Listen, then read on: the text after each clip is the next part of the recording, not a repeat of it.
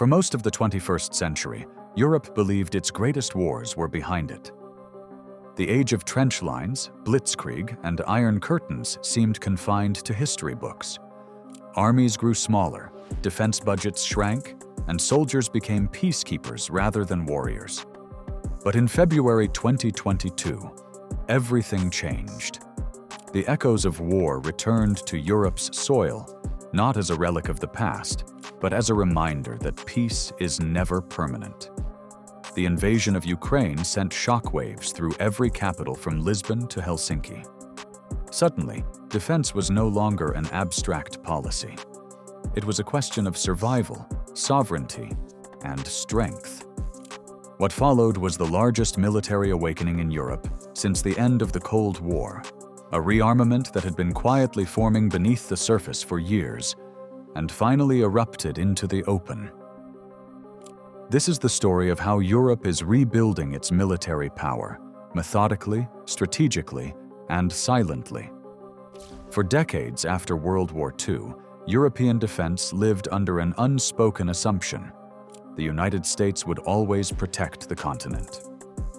Through NATO, American troops, aircraft, and missiles formed the backbone of deterrence.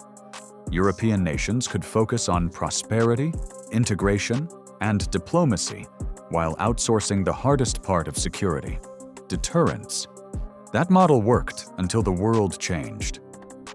The wars in Georgia, Syria, and finally Ukraine proved that military power had once again become currency on the global stage. And Europe, for all its technology and wealth, discovered that its armies had withered into something symbolic rather than substantial. When the first Russian tanks crossed into Ukraine, Europe faced a harsh truth. It had peace, but not preparedness. The first response came in words. Then came the numbers. Germany, long cautious about military expansion, made history. In February 2022, Chancellor Olaf Scholz announced a €100 billion special fund to rebuild the Bundeswehr, the German armed forces. It was called the Zeitenwende, or turning point. For a nation whose post-war identity had been built around restraint, it marked a dramatic shift. Within months, Germany began acquiring F-35 stealth fighters, heavy transport aircraft, new air defense systems, and ammunition reserves. The goal was simple: to make its forces ready for modern conflict, not the bureaucratic battles of the past. Across Europe, similar moves followed. Poland, already wary of aggression on its borders, launched one of the largest rearmament programs in modern European history. Billions were spent on tanks, missile systems, and drones. New agreements were signed with South Korea and the United States to accelerate production. In less than 3 years, Poland went from a modest army to one of the continent's most capable land forces, a development few would have imagined a decade earlier. The shift wasn't limited to the East. In Scandinavia, nations once known for neutrality began aligning militarily in ways unseen since World War II. Finland, with its 800-mile border with Russia, joined NATO in 2023, ending decades of non-alignment. Sweden soon followed. Their entry transformed NATO's geography, turning the Baltic Sea into what some analysts called a NATO lake. But more importantly, it brought 2 highly advanced militaries under a unified command structure. Finland's reservist system, one of the best trained in the world, became a model for how small nations could maintain large-scale readiness.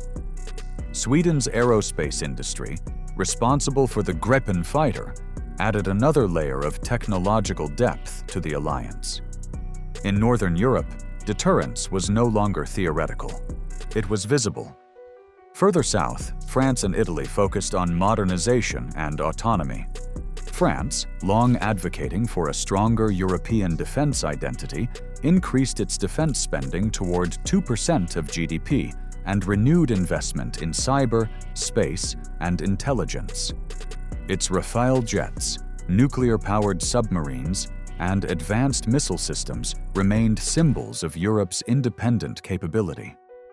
Italy, meanwhile, modernized its naval fleet and joined multinational programs for next-generation aircraft and armored vehicles. The Mediterranean, once considered a secondary theater, regained importance as Europe faced instability from Africa and the Middle East. Even nations once seen as peripheral, like the Baltic states and Romania, became key pillars of a new defensive arc stretching across the continent. What makes this rearmament different is not just scale, but purpose. Unlike the arms races of the 20th century, this one is guided by cooperation and specialization. Europe's militaries are no longer trying to outmatch one another. They are trying to fit together like pieces of a single machine. Through NATO and the European Union's defense frameworks, nations now coordinate procurement, logistics, and command structures. For decades, European societies viewed the military through a humanitarian lens, as peacekeepers, disaster responders, or training missions abroad. Today, a new realism is taking hold. Defense is once again seen as essential, not optional. Citizens who once questioned the need for conscription now debate how to expand it. Countries like Sweden and Lithuania reinstated mandatory service. Even Germany is reconsidering it. Universities and research institutes are investing in defense technology, from cybersecurity to unmanned systems. The conversation has shifted from "why arm" to "how fast can we adapt?" Europe's new generation of leaders, raised in the long shadow of peace, now govern in an age where deterrence must be visible. At the same time, Europe's rearmament is not a return to militarism. It is a balancing act. The continent's strategy remains defensive, rooted in stability and diplomacy. But beneath that surface lies a quiet determination, never again to be caught unprepared. This approach is defined by layers of readiness. The first layer is conventional deterrence: tanks, aircraft, and missiles. The second is technological: satellites, cyber defenses, and artificial intelligence. The third is industrial: the ability to produce at scale when needed. In the past, Europe relied on imported systems and external supply chains. The war in Ukraine exposed how vulnerable that dependence could be. Now, European leaders talk openly about strategic autonomy, the ability to defend the continent with its own resources if necessary. That doesn't mean abandoning alliances. It means strengthening them from a position of capability. One of the key catalysts in this transformation has been the revival of joint training and logistics. Across the continent, multinational exercises now simulate large-scale operations under realistic conditions. Fighter jets from different nations share refueling tankers, artillery units share command systems, and cyber teams conduct cross-border drills. The result is interoperability, a term that once lived only in policy papers, now becoming tangible reality. Logistics hubs are being built across Europe's rail networks and ports to move equipment faster. Ammunition stockpiles are being replenished in coordination rather than isolation. Europe is learning that deterrence isn't just about weapons, it's about readiness. And readiness in the 21st century means speed. Technology is also changing how Europe prepares for conflict. Drones, artificial intelligence, and electronic warfare are now part of standard defense planning. European companies are developing long-endurance UAVs for surveillance and strike roles. Satellite networks provide real-time imagery and communications across NATO command centers. AI-driven data analysis helps predict supply shortages, maintenance needs, and even potential threats before they occur. In a continent where decision-making often moves slowly, technology is becoming the great accelerator, compressing reaction times and turning political decisions into operational realities. Still, Europe's renaissance is not without challenges. Defense spending varies widely between nations. Bureaucratic delays, overlapping procurement programs, and differing priorities continue to slow progress. Some countries remain hesitant to reintroduce heavy industry for ethical or environmental reasons. Yet even with these obstacles, the trajectory is clear. The momentum of history has shifted. The war in Ukraine acted as both a tragedy and a catalyst, revealing weaknesses but also igniting unity. For the first time in decades, Europe is thinking about defense not as an isolated responsibility, but as a shared destiny. To understand this new era, one must see the contrast between silence and steel.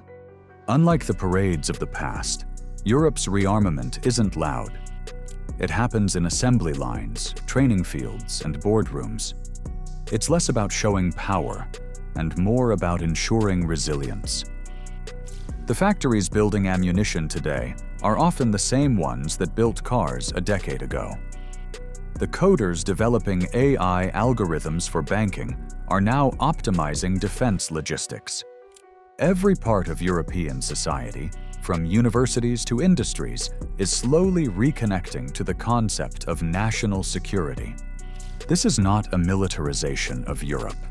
It is the reawakening of self-reliance. By 2025, Europe's combined defense spending had surpassed record levels, nearly €500 billion. New aircraft carriers are under construction.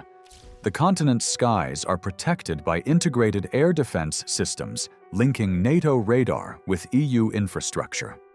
From the Arctic Circle to the Black Sea, new bases, early warning networks, and rapid reaction units form a defensive web unseen since the Cold War. But the tone remains measured, not triumphant. European leaders speak less about strength and more about responsibility, about preparing for a world where deterrence and diplomacy must coexist. In the end, Europe's rearmament isn't a story about aggression. It's a story about resilience. It's the recognition that peace, to endure, must be protected. That technology, when guided by cooperation, can prevent conflict rather than provoke it. And that unity, once thought of as an economic idea, can be the foundation of security. The 21st century has forced Europe to remember what it once knew too well: that freedom requires defense, and defense requires foresight. And so quietly, methodically, and collectively, Europe has begun to rearm. Not to wage war, but to ensure it never comes again.